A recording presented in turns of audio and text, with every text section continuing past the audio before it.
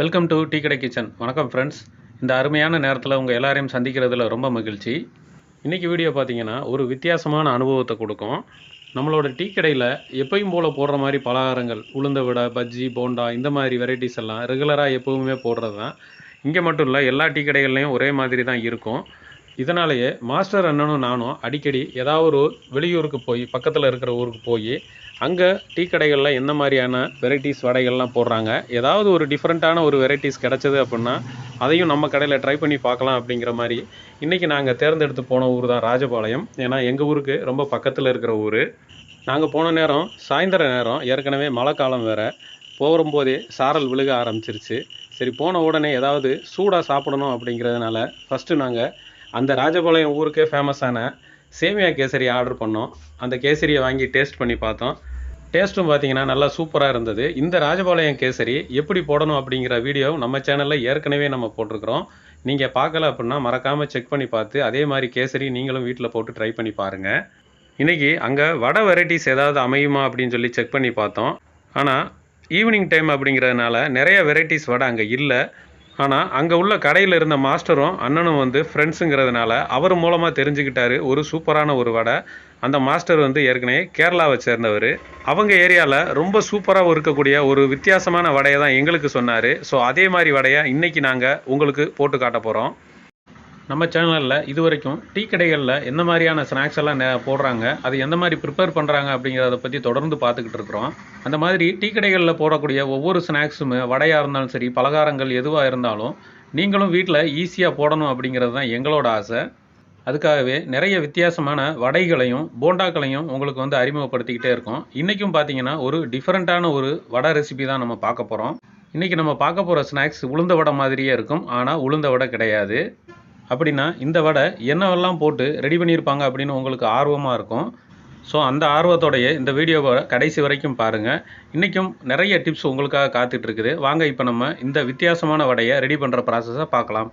முதலாவதாக இந்த வடை போடுறதுக்கு 1 கிலோ அளவுக்கு மரவள்ளி கிழங்கு, அதாவது கப்பக்கிழங்கு வாங்கியிருக்கிறோம். இந்த கப்பக்கிழங்கு எல்லாத்தையுமே நல்லா கழுவி எடுத்து தோலெல்லாம் சீவி எடுத்துகிட்டு இந்த மாதிரி சின்ன சின்ன ஸ்லைஸ்களாக வெட்டி இட்லி கொப்பரையில் வச்சு அவிச்சு எடுத்துருக்குறோம். இதை நேரடியாக நம்ம தண்ணியில் போட்டு அவிச்சோம் அப்படின்னா ஒரு மாதிரி கொலன்னு போகிறதுக்கு வாய்ப்பு இருக்குது. அதனால தான் அந்த ஆவியிலே வேகட்டுன்னு சொல்லி இட்லி கொப்பரையில் வச்சு நம்ம அவிச்சு எடுத்துருக்குறோம். இந்த கிழங்கை ரொம்ப நேரமும் அவிச்சிடக்கூடாது. லேசாக கையில் எடுத்து அமைக்கி பார்த்தோம்னா நல்லா பூ மாதிரி வரணும். அந்த பதத்துக்கு இருந்தாலே இது போதுமானது.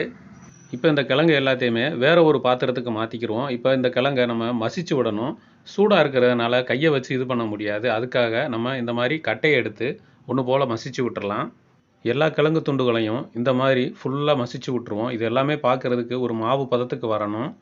இப்போ நல்லா மசிச்சு விட்டுட்டோம். இப்போ ஓரளவுக்கு ஆறிடுச்சு இந்த கிழங்கு எல்லாமே. அடுத்ததாக கையை வச்சு இந்த மாவு எல்லாத்தையுமே நல்லா உதுத்து விடணும். நல்லா புழுன்னு வரணும். அதுக்காக நம்ம கையை யூஸ் பண்ணிக்கலாம். இப்போ இந்த கிழங்கு எல்லாத்தையுமே நல்லா உதுத்து விட்டாச்சு. அடுத்ததாக இதில் நம்ம என்னென்ன சேர்க்குறோம் அப்படிங்கிறதையும் பார்த்துக்கோங்க.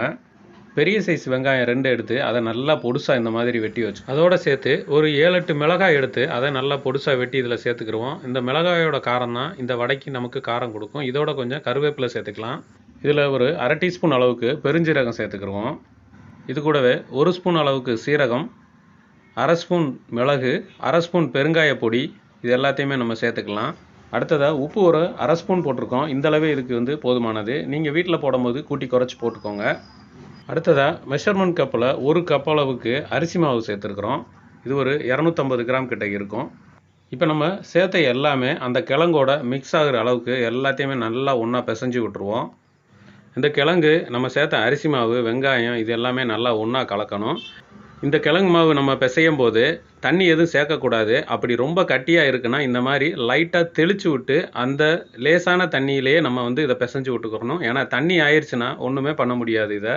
இது நாங்கள் ப்ரிப்பேர் பண்ணும்போதுமே ஒரே ஒரு தடவை மட்டும்தான் லைட்டாக தண்ணி தெளித்தோம். அது கரெக்டான பதத்துக்கு வந்துருச்சு. ஸோ நீங்கள் வீட்டில் போடும்போது அந்த பதம் பார்த்துட்டு தண்ணி தெளிங்க.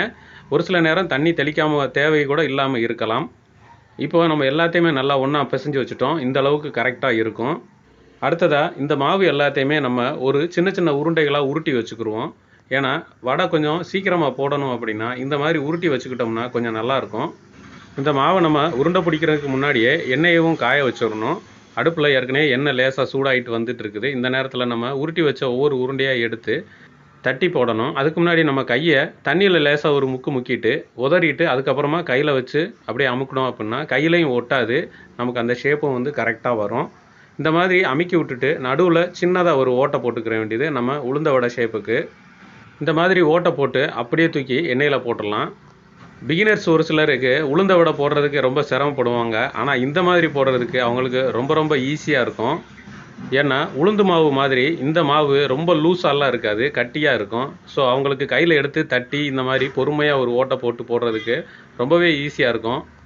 இந்த மாதிரி நம்ம எடுத்து வச்சுருக்கிற ஒவ்வொரு உருண்டைகளையும் இந்த மாதிரி தட்டி ஒன்று ஒன்றா போட்டுக்குருவோம்.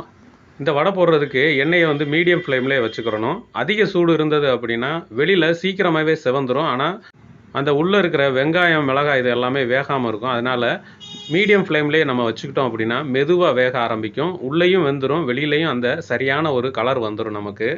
நம்ம போட்ட ஒரு 1.5 நிமிஷத்துலேயே எல்லாமே நல்லா செவந்து வர ஆரம்பிச்சிருச்சு. நுரையும் கொஞ்சம் அடங்கின மாதிரி இருந்தது. இந்த டைமில் நம்ம அப்படியே மறுபடியும் புரட்டி விட்டுக்கலாம். இது எல்லாத்தையும் இன்னொரு பக்கம் புரட்டி விட்டுட்டு மறுபடியும் நல்லா வேக விட்டுருவோம். எல்லாமே நல்லா வெந்து வரட்டும்.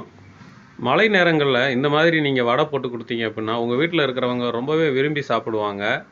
ஒரு சிலருக்கு எப்பவும் போல் ஒரே மாதிரியான வடை சாப்பிட்டு ரொம்ப போர் அடிச்சு போயிருக்கும். அந்த மாதிரி இருக்கிறவங்க இந்த மாதிரி டிஃப்ரெண்ட்டாக ஏதாவது ரெடி பண்ணி சாப்பிடலாம். இப்போ நமக்கு வடை எல்லாமே நல்லா வெந்து வந்துருச்சு. இந்த டைமில் எல்லா வடையுமே நம்ம அரிச்சு வெளியில் எடுத்துக்கலாம். இப்போ பாருங்கள், அருமையான ஒரு உளுந்த வடை மாதிரியே உங்களுக்கு கிடச்சிருக்கும். நாங்கள் இந்த வடையை போட்டு எடுத்து கொஞ்சம் நேரம் கழித்து இந்த வடையை பிச்சு பார்த்தோம். உள்ளே ஒரு சொட்டு எண்ணெய் கூட இல்லை. அந்தளவுக்கு நல்லா அருமையாக இருந்தது. நிறைய பேர் வடையை விரும்பி சாப்பிட மாட்டாங்க. அதுக்கு காரணம் அந்த வடையில் எண்ணெய் நிறையா இருக்கும் அப்படின்னு. அந்த மாதிரி நினைக்கிறவங்க இந்த மாதிரி ஒரு கப்பக்கிழங்கு வடையை போட்டு எண்ணெய் இல்லாமல் சாப்பிட்டு பார்த்தீங்கன்னா உங்களுக்கு இந்த டேஸ்ட்டு கண்டிப்பாக பிடிக்கும். இந்த வடைக்கு நாங்கள் சைடிஷாக தக்காளி சட்னி வச்சுருந்தோம். அந்த தக்காளி சட்னியோட அந்த டேஸ்ட்டும் இந்த வடையும் சேர்ந்து வரும்போது டேஸ்ட்டு பார்த்தீங்கன்னா சும்மா அட்டகாசமாக இருந்தது. நீங்களும் இதே மெத்தடில் இந்த வடையை போட்டு சாப்பிட்டு பார்த்துட்டு டேஸ்ட் எப்படி இருந்ததுன்னு மறக்காமல் கமெண்ட்டில் சொல்லுங்கள். நம்ம நாளைக்கு ஒரு சூப்பரான டேஸ்டான வீடியோவில் சந்திக்கலாம். நன்றி.